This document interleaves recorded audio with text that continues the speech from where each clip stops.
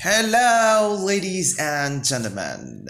My name is Teacher Faizan, and very warm welcome to my show. So, without any wasting time, let's get started. Program 1, Planning Your Lessons. If you are a teacher of English, especially if you're working with large classes in difficult conditions, so this series of 12 programs is definitely for you.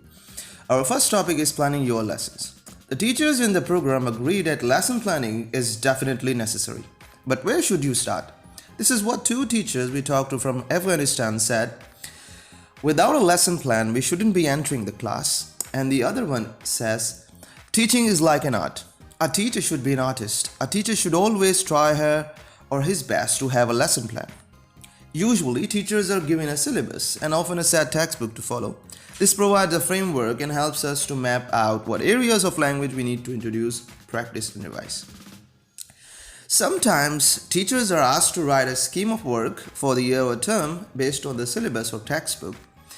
Textbooks tell us what to cover but often don't allow us to practice all the four skills, which are reading, writing, speaking, and listening. In their lesson plans, many teachers find ways to introduce more communicative activities to develop speaking and listening too.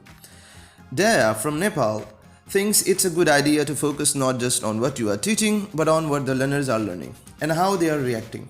There are various ingredients which combine together to make a good lesson. Agnieszka, who comes from Poland, believes organization is important, as well as interesting materials, good relationships, a good atmosphere, and good preparation. Over to you. In your opinion, what makes a good lesson? You can ask a colleague too. Sometimes the best ideas and solutions come from colleagues. What are the vital ingredients of an effective lesson plan? Discuss this with another teacher and make a list below. So, ladies and gentlemen, it's time to take a break and we'll come back right away after a very short break. So, stay with us. Thanks. So, finally, we have come back from the break. So, where were we? Yes. Teachers often use the beginnings and ends of lessons to engage their students in a friendly and personal way, using English naturally. A short warm-up activity can start the lesson in the right mood and get everyone focused before we move on to harder things.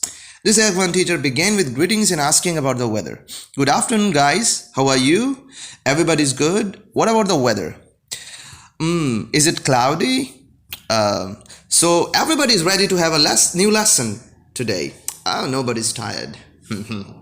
Agnieszka adds that we should set goals or lesson objectives. She says, to set goals before starting the lesson, what you want to teach, it's really important because sometimes you can't predict what children can do during the lesson. I think she's right. Okay. We need to include in our plan what we want our students to be able to do by the end of the lesson. For example, by the end of the lesson, students will be able to use 3 ways to ask permission. Can I, could I, and may I? We need to be able to introduce a lesson in an interesting way, without just copying the material from the textbook and without translating. Seher from Egypt is teaching the expression used to. She explains, I get 2 pictures of a rich man who has a very expensive car and cigarettes and so on, and a very poor person, and I start elicit that it's the same person. So what happened to him? Now he's very poor. He lives in a very rural area, so I elicit the language from the students. And from this context, I start introducing used to. He used to have a car, but now he doesn't have any. She then moves from her example of the poor man who used to be rich to personalize the language, first talking about himself and then letting the students talk about themselves, but in a controlled way. It's time to take another short break. We'll be just right back. So stay with us. Don't go anywhere. We'll be right back. So we have just come back from the break. So, okay, let's continue our discussion. She says, you can follow your textbook or school syllabus, but introduce language in a way that brings it to life and involves the students. I agree with Sarah, I think. Yes. In Sarah's example, she only needs to create 2 pictures. The rest of the information comes from the teacher and the students. An exercise in the textbook can of course be useful for a follow-up. You don't have to start with it. Remember that resources can involve many things. Your students and their world. Your sense of humor and imagination. Your storytelling or diagrams and pictures drawn on the board. Actually, we need to match our teaching to students' abilities. Every class is totally different, and so are the abilities of our students. When we plan our teaching, we need to be ready to deal with slower students as well as the more advanced. This needs to be built into your plan. We should also vary the class interaction.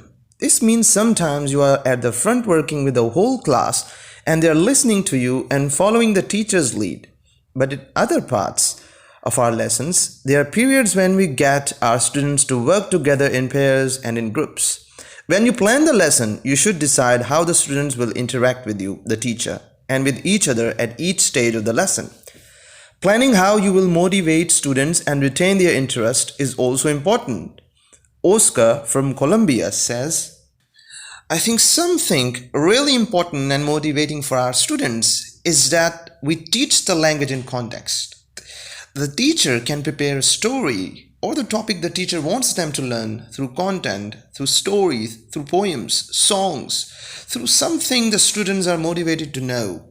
That was the Oscar. I think I pretty agree with him. What do you think?